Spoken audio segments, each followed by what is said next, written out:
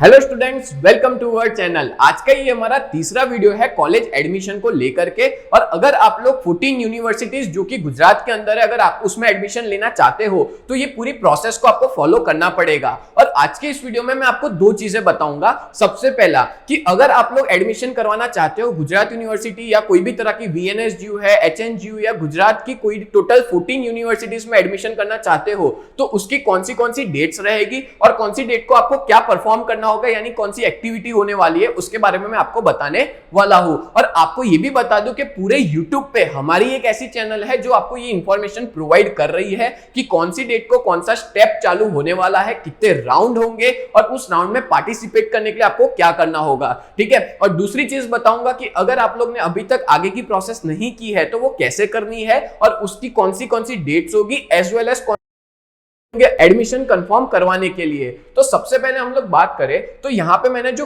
Dates लिखी है ना, टेंटेटिव डेट्स है, मतलब कि ये टेम्पररी डेट। इसमें GCES के द्वारा कोई भी तरह के चेंजेस देखने को मिल सकते हैं। तो सबसे पहले बात करें तो टोटल 3 राउंड होने वाले हैं आप लोग के एडमिशन के लिए। जो राउंड 1 होगा उसमें आप लोग को मेनली एडमिशन मिल जाएगा। फिर जो राउंड 2 आएगा उसमें जिन कॉलेजेस में प्लेसेस खाली है, यानी कि जगह अभी भरी नहीं है, उसमें राउंड 2 में आपको एडमिशन मिलेगा। और राउंड 3 में उन लोग को एडमिशन मिलेगा जो लोग भूल गए थे या जिनको अभी तक कोई तरह की कॉलेज अलॉट नहीं हुई है, उन सबको राउंड 3 के अंदर एडमिशन मिलेगा। तो इस पूरी प्रोसेस को मैं डिटेल में और बहुत अच्छे से आपको समझाने वाला हूं। और आप लोगों ने हमारे चैनल को सब्सक्राइब नहीं किया है तो अभी के अभी कर लेना, बिकॉज आप लोगों का जब तक एडमिशन नहीं हो जाएगा ना तब तक हम इसी तरह के वीडियोस हम लोग बनाते रहेंगे जिससे आपका एडमिशन में कोई भी तरह की दिक्कत ना आए। और अगर कोई भी दिक्कत आती है तो आप लोग हमें व्हाट्सएप पे मैसेज करके पूछ सकते हो। व्हाट्सएप नंबर डिस्क्रिप्शन में देके रखा है। तो सबसे पहले हम लोग शुरुआत करें तो ये जो स्टेप्स है वो यूनिवर्सिटीज, आप कोई भी यूनिवर्सिटी में एडमिशन लेना चाहते हो या कोई भी कॉलेज में एडमिशन लेना चाहते हो तो GCES के पोर्टल में जाकर के ये जो मैं बता रहा हूं डेट्स, ये UG प्रोग्राम की है, यानी कि अंडर ग्रेजुएट वालों की ये पूरी प्रोसेस होने वाली है। जिनको BSc, BCom, BBA, BA, BCA या और भी कोई भी तरह के बैचलर कोर्सेज करने हैं तो उनकी ये सारी डिटेल्स है। तो सबसे पहले बात करें तो इन लोग का प्रॉपर एडमिशन कब से चालू होगा, तो याद रखना डेट जो 16th डेट है, यानी कि 16th मई से आप लोगों की पूरी एडमिशन प्रोसेस चालू हो जाएगी, यानी कि कल से। और हमारा कल भी एक वीडियो आएगा कि आगे की प्रोसेस कैसे करनी है। अब इसकी प्रोसेस की डेट क्या है, तो 16 तारीख से लेकर के 28/5 यानी कि 28 मई तक आप लोग एडमिशन कर सकते हो। और यहाँ पे लिखा भी है कि application fill up, choice filling, registration fee payment and submission by students on GCES portal. ठीक है, ये GCES पोर्टल पे जाके आपको ये पूरी प्रोसेस कंप्लीट कर देनी है। कब तक? 28 डेट तक। और ये एक्शन कौन परफॉर्म करेगा? स्टूडेंट परफॉर्म करेगा। ठीक है, तो आप लोगों ने अगर 28 तारीख तक पूरा फिल कर दिया है, देन आफ्टर 29 से आगे की प्रोसेस चालू होगी, यानी कि 29 से 30 तक ये प्रोसेस कौन करेगा? GCES और यूनिवर्सिटी मिलकर के प्रोसेस करेंगे कि आप लोगों ने जो भी डेटा फिल किया है, पूरा फॉर्म जो भरा है, उन सारे डेटा का पुल पुश होगा GCES और कॉलेजेस के बीच में। यानी कि हर एक कॉलेज को जाके ये लोग पूछेंगे कि आपका क्या मेरिट है, यानी कौन से परसेंटेज तक आप लोग एडमिशन दोगे। तो उस तरह से पूरा सॉर्ट आउट होगा, वो लोग अपने अंदर कर लेंगे। फिर 31 तारीख से लेकर 6 तारीख तक preference filling process and admission preparation होगा। ठीक है, मतलब आप लोग को एडमिशन ऑफर दिया जाएगा और जो भी आपने प्रेफरेंस डाला है, आपको पता है आप लोगों को टोटल 25 कॉलेजेस मिनिमम डालने की रहेगी और उस बेसिस पे ही आपका एडमिशन होगा। मतलब ये कैसे वर्क करता है ये मैं आगे भी बताऊंगा, बट अभी मैं वापस बता देता हूं। जैसे मान लो आपने 25 कॉलेजेस डाल दी, ठीक है, आपको जो कॉलेजेस चाहिए थी टोटल 25 कॉलेज डाल दी। अब इन 25 कॉलेज में से जैसे मान लो पहली कॉलेज आप लोग ने से फॉर एग्जांपल डाली है HL कॉमर्स कॉलेज। अब HL कॉमर्स कॉलेज में अगर मान लो आपके परसेंटेज और इस कॉलेज का मेरिट मैच हो गया तो आपको ये कॉलेज अलॉट हो जाएगी। अब इन केस इनका मेरिट बहुत ज्यादा निकला और आपके परसेंटेज कम पड़ रहे हैं तो ये कॉलेज हट जाएगी। फिर मान लो उसकी जगह पे आपने दूसरी डाली है HA कॉमर्स कॉलेज,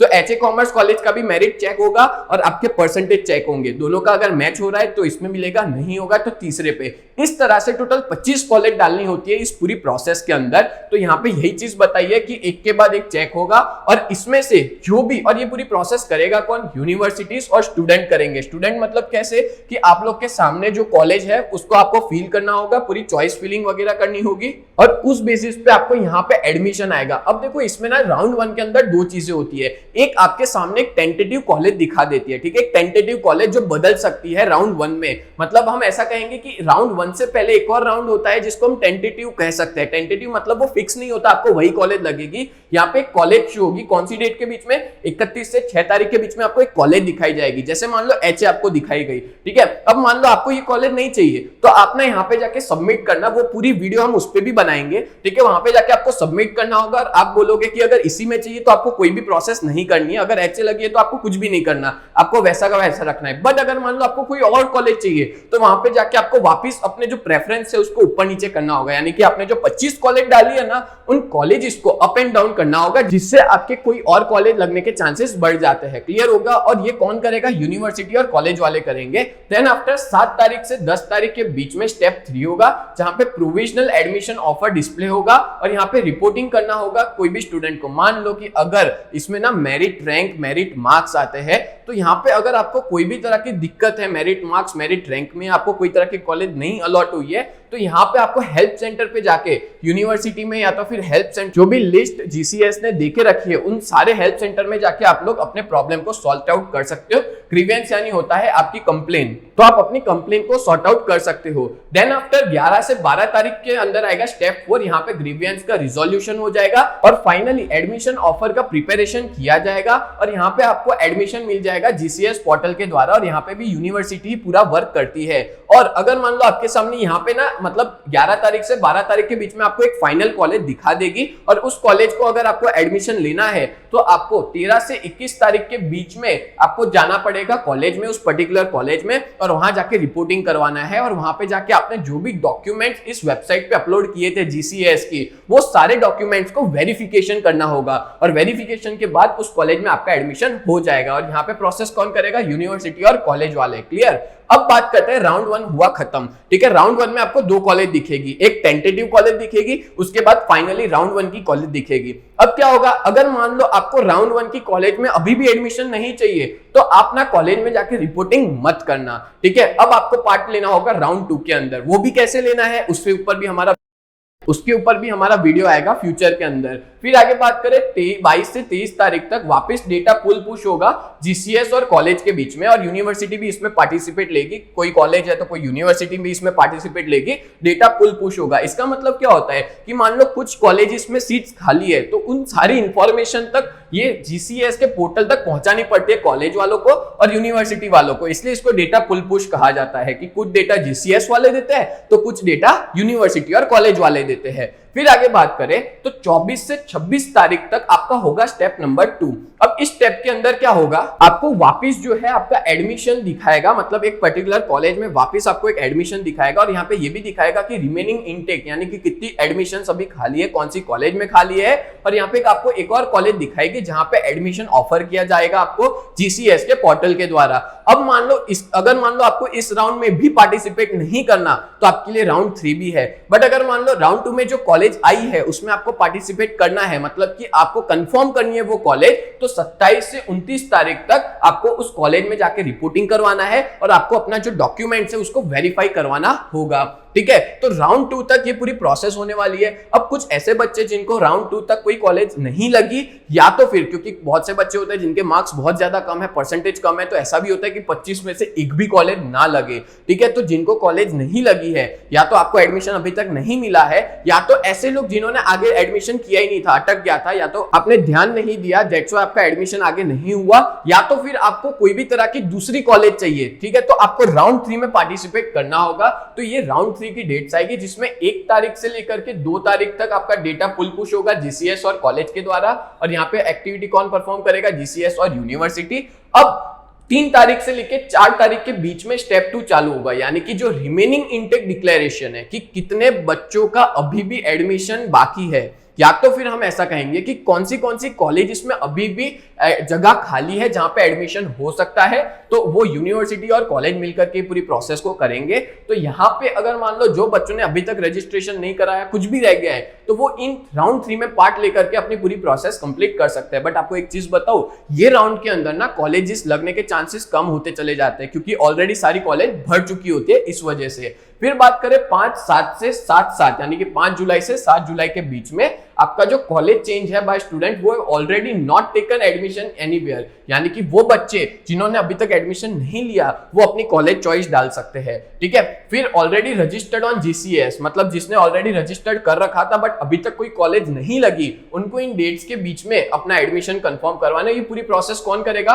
स्टूडेंट करेगा। फिर होगा डेट 8 से डेट 9 के बीच में, तो यहाँ पे डेटा इंटीग्रेशन होगा जीसीएस और यूनिवर्सिटी के बीच में, ठीक है। ये पूरी प्रोसेस जीसीएस और यूनिवर्सिटी के बीच में होगी। फिर 10 जुलाई से लेकर के 15 जुलाई के बीच में आपका पूरा प्रेफरेंस फिलिंग प्रोसेस होगा और एडमिशन न्यू ऑफर प्रिपरेशन होगा, मतलब यहाँ पे आपने जो जो प्रेफरेंस डाला था उस प्रेफरेंस के हिसाब से आपको कॉलेज दिखाई जाएगी और इस 10 से 15 तारीख के बीच में आपको जो भी कॉलेज दिखाई जाएगी, ठीक है, अगर आप उसी कॉलेज में एडमिशन लेना चाहते हो तो आपको 16 तारीख से लेकर 19 तारीख तक पर्टिकुलर कॉलेज में जाकर के रिपोर्टिंग करना होगा। और ये कौन परफॉर्म करेगा? यूनिवर्सिटी और कॉलेज वाले ये पूरा प्रोसेस परफॉर्म करेंगे।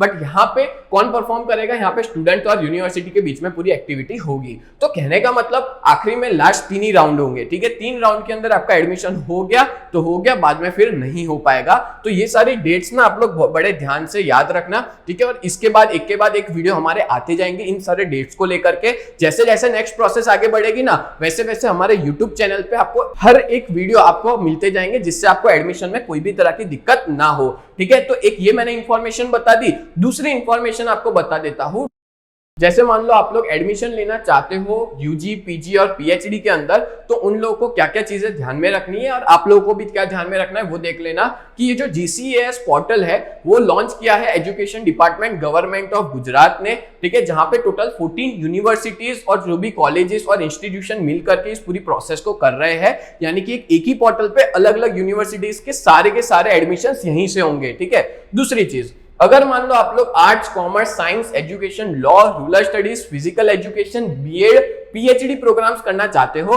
तो आपको जीसीएस के पोर्टल के थ्रू ही कर सकते हो, आपके पास कोई और ऑप्शन नहीं है। यानी कि आप गुजरात यूनिवर्सिटी, वीएनएसयू, एचएनयू की वेबसाइट पे जाके नहीं कर सकते, वो यहीं पे ही होगा, ठीक है। अगर वहां पे जाओगे भी खरी ना तो वहां से यहाँ पे डायरेक्ट रिडायरेक्ट कर देंगे, यानी कि वहां पे एडमिशन नहीं यहाँ पे ही होगा। देन जीसीएस पोर्टल इंग्लिश और गुजराती दोनों लैंग्वेज में अवेलेबल है। देन स्टूडेंट्स जो है यहाँ पे उनको ऑनलाइन रजिस्टर्ड करवाना पड़ता है gcs. ये जो वेबसाइट है उसके ऊपर ही।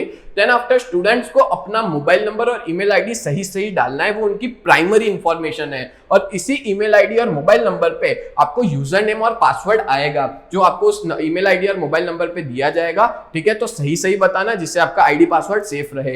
देन आफ्टर इसकी रजिस्ट्रेशन प्रोसेस 1 अप्रैल से चालू हो चुकी है और मैंने बताया 28 अप्रैल तक होने वाली है और 16 तारीख से बाकी की प्रोसेस जो अटकी हुई है वो भी शुरू हो जाएगी। देन आफ्टर आपको अपना लॉग करना है, रजिस्ट्रेशन और जो भी डिटेल्स है वो सारी ऑनलाइन फिलअप कर देनी है। अब कोई भी स्टूडेंट को कौन से बेसिक प्रोफाइल इंफॉर्मेशन के लिए कौन से डॉक्यूमेंट चाहिए होंगे, तो आपको अपनी एकेडमिक इंफॉर्मेशन चाहिए होगी as well as school leaving certificate. अच्छा, एक और चीज मैं आपको बता दूं, अगर मान लो आप लोग जीएसईबी से आपने 12th पास किया है, यानी कि गुजरात बोर्ड से 12th पास किया है, तो आपको एकेडमिक डिटेल्स कोई डालनी नहीं आएगी। आप जैसे ही अपना सीट नंबर डालोगे ना पूरा का पूरा रिजल्ट शो हो जाएगा इस जीसीएस की वेबसाइट पे, ठीक है। उसके बारे में मैं आगे बताऊंगा, ठीक है। तो यहाँ पे आपके पास स्कूल लिविंग सर्टिफिकेट होना चाहिए। तो जैसे ही आपके पास रिजल्ट आता है स्कूल में जाकर के आपका स्कूल लिविंग सर्टिफिकेट ले लेना, फिर आपकी जो मार्कशीट है वो ले लेना, फिर कास्ट सर्टिफिकेट, ठीक है। अगर आपके पास कास्ट सर्टिफिकेट है तो वो अपलोड करना होगा। अगर आप ईडब्ल्यूएस में हो तो इनकम प्रूफ या कोई भी स्कैन फोटोग्राफ स्टूडेंट का और सिग्नेचर, ठीक है। ये सारी चीजें डालनी रहती है।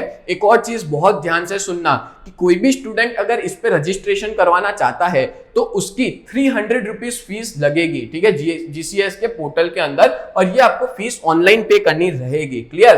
और यहाँ पे जो भी डेटा फिल कर रहे हैं वो रिव्यू किया जाता है और एप्लीकेशन फाइनली सबमिट की जाती है कोई भी एप्लीकेंट की। मतलब कि जब भी आप ये पूरी प्रोसेस करते हो ना तो आखिरी में आपको सारा का सारा डेटा का रिव्यू होता है, उसके बाद ही आप पेमेंट और वो सब करोगे। फिर आगे बात करूं तो कौन से डॉक्यूमेंट जो है रजिस्ट्रेशन के लिए जरूरी है जीसीएस पोर्टल पे, तो सबसे पहले आपका फोटोग्राफ आपको डालना होगा जो आप लोग ने अभी प्रोफाइल क्रिएशन में कर दिया होगा। याद रखना यहाँ पे आपके जेपीईजी और जेपीजी ये दोनों में ही होना चाहिए, और यहाँ पे आपका फोटो ना व्हाइट बैकग्राउंड में होना चाहिए। चाहिए, तो ये गलती मत करना। और दोनों के दोनों कान विजिबल होने चाहिए। इसका मतलब है कि आपका पूरा फेस दिखना चाहिए और पीछे का बैकग्राउंड व्हाइट कलर का होना चाहिए। अगर आपने कोई भी तरह का गलती की है तो सुधार लेना, ठीक है, बाद में नहीं हो पाएगा। दूसरा, आपका जो सिग्नेचर है, ठीक है, वो भी आपका ब्लैक या तो ब्लू इंक से ही करना है और उसका बैकग्राउंड व्हाइट होना चाहिए। अगर मान लो आप लाइन वाली बुक में सिग्नेचर करोगे ना तो वैलिड नहीं गिनाएगी, और उसका भी फॉर्मेट जेपीजी और जेपीईजी में होना चाहिए। और आपको पता ही है उसका 50 KB से अंदर साइज होना चाहिए, तभी जाके आप अपलोड कर पाओगे। देन आफ्टर बात करें marksheet of higher secondary examination, जिसको HSC कहेंगे, वो चाहिए होगा। आपका स्कूल लिविंग सर्टिफिकेट चाहिए होगा, ट्रायल सर्टिफिकेट या पासिंग सर्टिफिकेट, फिर माइग्रेशन सर्टिफिकेट। तो भाई याद रखना, ये उन लोगों के लिए जो आउट ऑफ गुजरात से 12th पास किए हैं। अगर आप राजस्थान से हो, यूपी से हो, बिहार, महाराष्ट्र, कोई भी बोर्ड से बिलोंग्स करते और आपको एडमिशन गुजरात की कोई भी यूनिवर्सिटीज में चाहिए, तो आपको माइग्रेशन सर्टिफिकेट चाहिए होगा। फिर आपको डोमिसाइल सर्टिफिकेट अगर नहीं है तो चलेगा, इतना कोई दिक्कत नहीं आएगा डोमिसाइल के लिए। फिर कैटेगरी सर्टिफिकेट, अगर आप ओबीसी, एससी, एसटी, एससीबीसी या तो ईडब्ल्यूएस में आते हो तो आपको कैटेगरी सर्टिफिकेट चाहिए। और फैमिली इनकम सर्टिफिकेट ईडब्ल्यूएस वालों को, ठीक है। फिर फ्री शिप सर्टिफिकेट, मतलब अगर आपको कोई तरह की स्कॉलरशिप मिली है तो वो भी डालना हो तो डाल सकते हो। फिर पर्सन विद डिसेबिलिटी सर्टिफिकेट, अगर मान लो कोई भी पर्सन फिजिकली डिसेबल है तो उन लोग को डिसेबिलिटी सर्टिफिकेट चाहिए होगा। फिर आइडेंटिटी प्रूफ में आपको आधार कार्ड, पैन कार्ड डिटेल्स चाहिए होगा।